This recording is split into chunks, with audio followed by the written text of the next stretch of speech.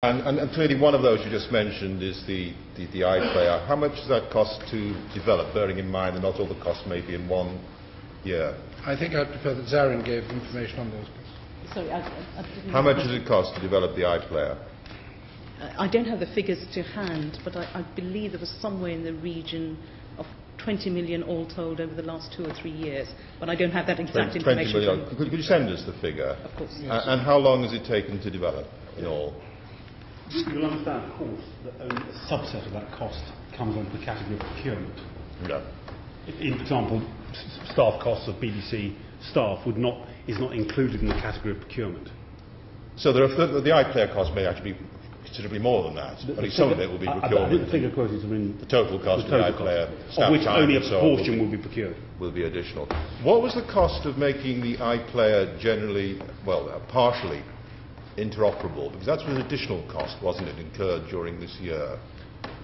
I mean, initially it was only working on Windows XP via Internet Explorer, and I believe, I haven't tried, I believe I can now get it to work on my Mac. Is this the case?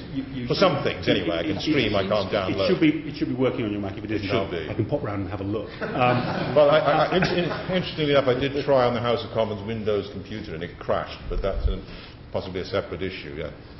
Maybe a problem at your end, who knows? Yeah, indeed so. The plan with the iPlayer was always to make it as widely available across different platforms as we could. And the main consumer launch of the iPlayer, which happened on Christmas Day, when we actually launched it to the public fully. So it was planned expenditure, nothing to do with the protests that were voiced at the time. To be honest, people feared that the BBC might be planning a sort of cosy and exclusive relationship with Microsoft. It was always planned. It was a requirement of the BBC Trust, but to be honest, it was always the management's plan that this product would be available to people using different systems. It had nothing to do with the fact that your group controller of future media technology actually came from Microsoft and was hired from Microsoft. It was a condition of approval by the BBC Trust that the full availability through different systems should be accelerated. What was true is that some of the initial consumer tests were available only for use in the Microsoft Windows and Media Player environment. But that was at the, as it were, testing stage. It's absolutely core to the BBC that we make our services as universally available as possible, and that absolutely, in the context of the web, includes the availability of services on different platforms. So at what stage will we be able to fully download and stream to a Mac or a Linux computer? You can do that now. Both of them? Yeah. Okay. Why, in a sense, did you develop your own piece of kit? Because there are actually things you could have procured. I mean, BT Vision is one product, BitTorrent is another, which are both developed and fully interoperable, as I understand.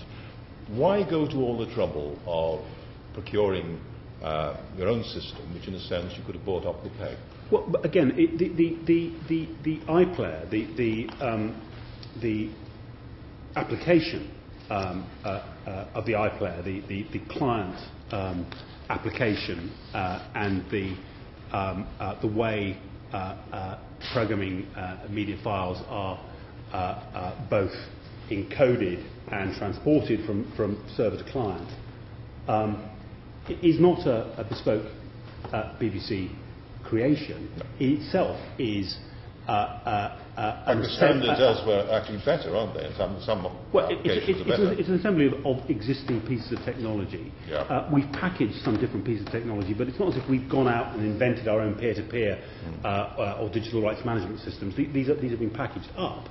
A significant part of the cost of the iPlayer is to do something rather different, which is the nature of this application, and if you like, the promise of the application is that people will be able to catch up on. I know. And so there's a substantive point coming. Re-engineering the BBC itself, such that automatically we can get hundreds and hundreds of hours of television, and indeed alongside our existing radio on-demand services, encoded, available to be downloaded with all their rights cleared and all the rest of it, has meant getting dozens of different existing systems to talk to each other. So a significant part of the development challenge and of the cost of iPlayer has been around organising an end-to-end digital delivery of the content to iPlayer. In some ways, the easiest part of the exercise has been the business of... nobody anywhere in the world has tried to offer so much content so quickly in real time to the public. What's unusual about the iPlayer is not the functionality of being able to download programs, it's about the sheer quantity and the fact that it refreshes every day. And it's been, if you like, the back office side of the content delivery, which has been a large part of both the technological challenge and also a significant part of the cost. But can you not understand the view that you spend 20 million, clearly much more than that, on developing this piece of apparatus application, which, when it downloads the marvellous content of the BBC, can't even tell me how much I've downloaded in terms of megabytes and so on, can it?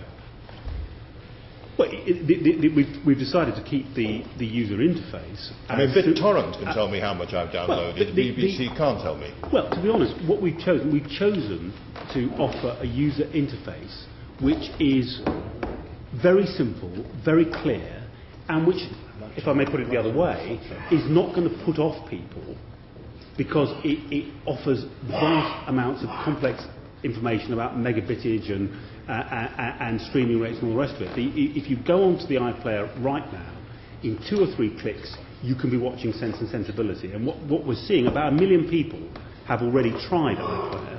It's been launched only since Christmas Day. But in 2 or 3 clicks, I could be exceeding the limit on my broadband connection, and I wouldn't know. So, in a sense, you've developed an application which is of limited use to the consumer, and spent an appreciable amount of money on it. Well, I'm not going to suggest that we're not going to continue to develop the iPlayer and to listen to our audiences about ways in which we can improve it. And clearly, to be honest, it will not be difficult for us to, if it's not already there, to include in the interface people who want it, information about the use of bandwidth and streaming rates and so forth for those who want it. But to be honest, all of the evidence about iPlayer in its first days, I mean, in the first week, its day-to-day growth was growing at about 20% per day. All of the evidence we've had and the feedback we've had is that consumers are enormously enjoying using the iPlayer. Let's say around 1 million people in this country have tried it already, and we're a fortnight into its launch. It's growing very strongly. It's very simple and easy to use. And I have to say, I think so far it's got off to a very good start.